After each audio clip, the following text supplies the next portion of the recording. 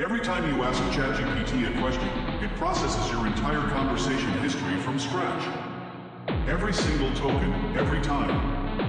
It is like having to reread an entire book just to understand the next sentence. This computational waste has plagued AI for years, but a new architecture called SubQ might finally solve it. SubQ, short for subquadratic, represents a fundamental shift in how AI models handle memory and computation.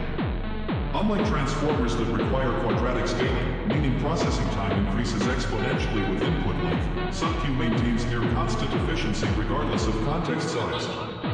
Think of it like the difference between a library where you must check every book to find information versus having a perfect index system.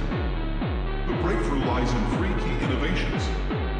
First, SubQ uses selective attention mechanisms that identify and focus only on relevant information chunks.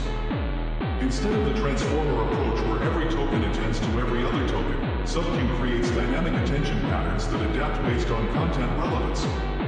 This reduces computational complexity from quadratic to nearly linear. Second, the architecture implements hierarchical memory structures.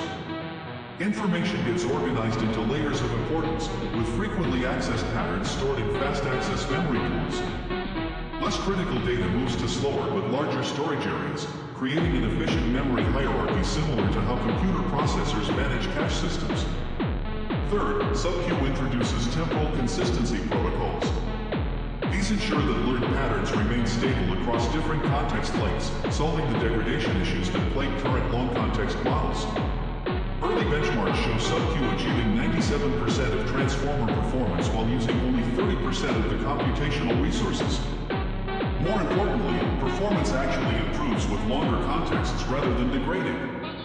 Companies like Anthropic and Google are already exploring SubQ integration, with some predicting commercial deployment within 18 months.